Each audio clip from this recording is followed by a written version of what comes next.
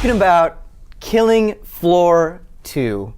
I feel like this is Killing Floor 1 was a game that didn't get like a lot of love in the media, but it has a really dedicated following. Passionate fan Very base. passionate fan Absolutely. base. And it was a game that I played, not religiously, but I messed around with it and I had quite a lot of fun. And so when we got access to the Killing Floor 2 beta, I was really excited. And it turns out Killing Floor 2 is very similar to Killing Floor 1, and it's a lot of fun. It is not a game that I would ever dedicate myself to, but I could imagine, on a weekend for an hour playing with friends. It's super, super, super fun. How do you feel about it? Same way. So fun. This is the kind of game that will forever be my side dish. Yeah, exactly. If that makes sense. Like I will play this game for a year or two, just consistently on the side, because there's no single player campaign to like really sink your teeth into and plow into. There's just multiplayer and hanging out with some friends online. So for those who don't know, in Killing Floor 2, it's basically a competitive online multiplayer game where you with your group of people fight off waves of Zeds. They call them Zeds, which I think is very humorous. They're not zombies, but they're very zombie-like. And depending on the difficulty you pick, you'll have to do more waves. And at the end, you fight a boss.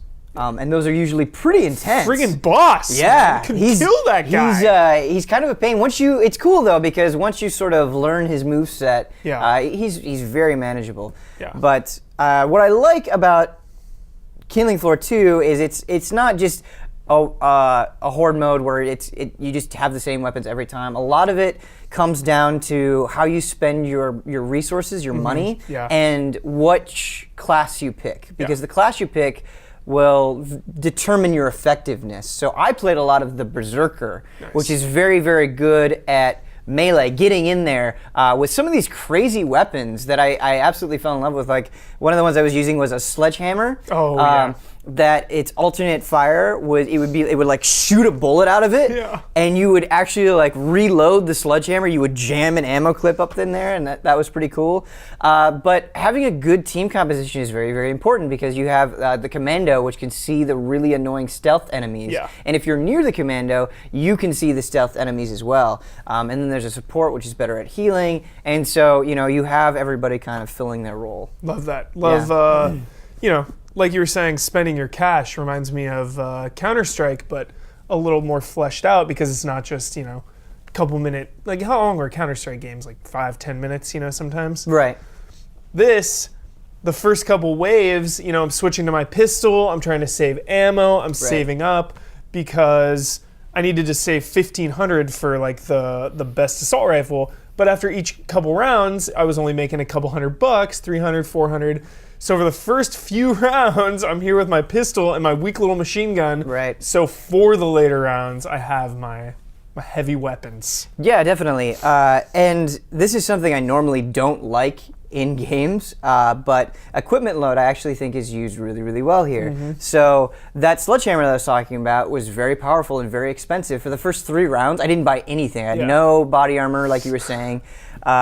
But once I bought that hammer, it was so heavy that I couldn't really buy anything else. I was kind of all in, and so if I wanted to get a different weapon, I had to sell it. Something that I put all those resources into, and so it always feels like you can't cover all of your bases, and you never feel like stocked up. And like the auto shotgun, I remember one of the first matches I played, I was like, yeah, the auto shotgun, it was super powerful, but I ran out of ammo very, very quickly. I love how limited ammo is. You can't just spray and pray. It's like expert mode on Left 4 Dead. You really got to pick your shots, aim for the head, take it easy. Right. And because ammo is so limited with certain weapons, there's actually, you can find ammo and body armor and weapons around the environment, and I think that's cool because you really need to talk to your teammates like, hey, who needs this? Do you need ammo? It's right here. Do you need body armor? It's right here. I love how good vibes the community was too. Yeah. Like, people were throwing cash at me like on the mic. Like, oh, do you need cash? I have plenty. Like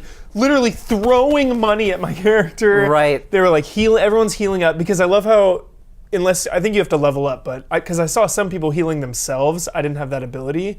But the fact that you have to heal your teammates instead of healing yourself really made everyone just gel and work together. Definitely. I don't know if it's just because it was closed beta and there was a very limited pool of people, but everybody was super nice.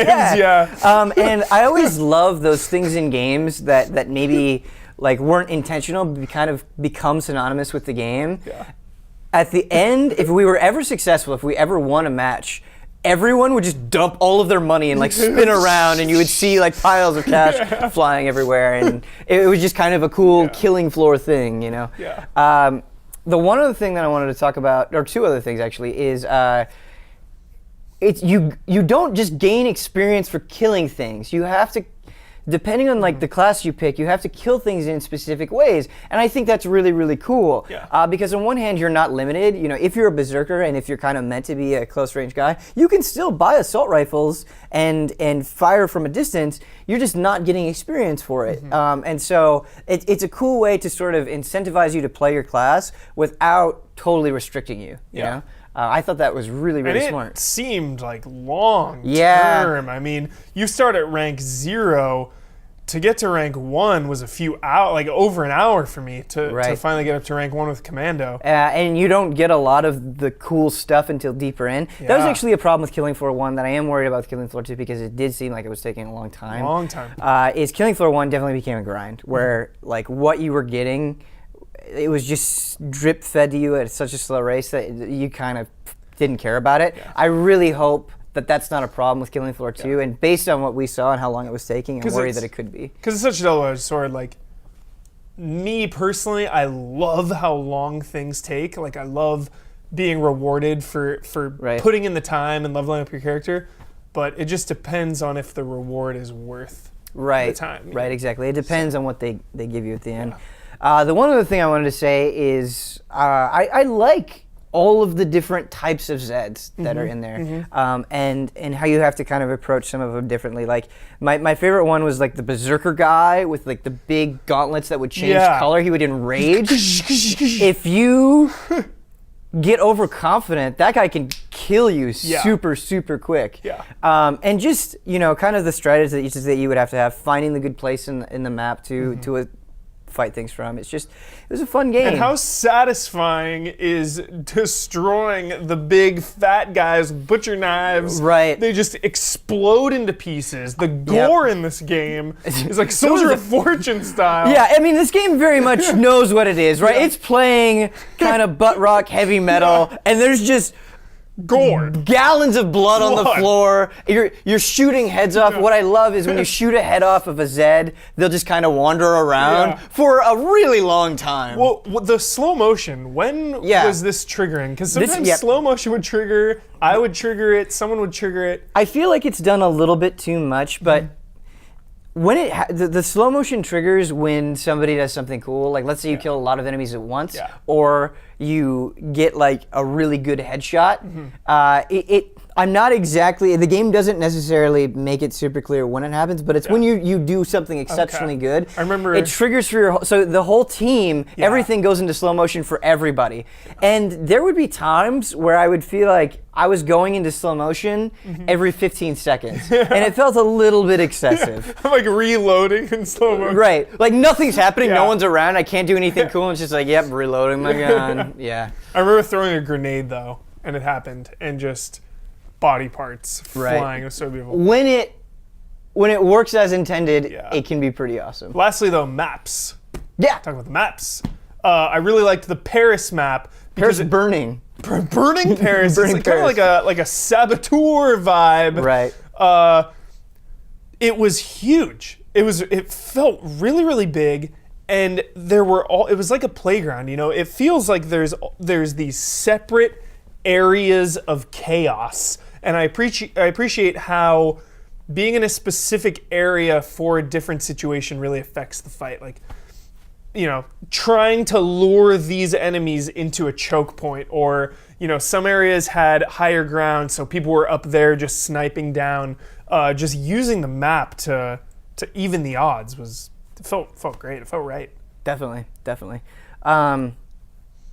Yeah, Killing Floor 2. Killing Floor 2. I'm excited to play more of it. Tripwire was pretty good at updating Killing Floor 1 and giving people a lot of cool seasonal things. So hopefully they'll do that with Killing Floor 2. It's definitely a game that I think would be fun to stream.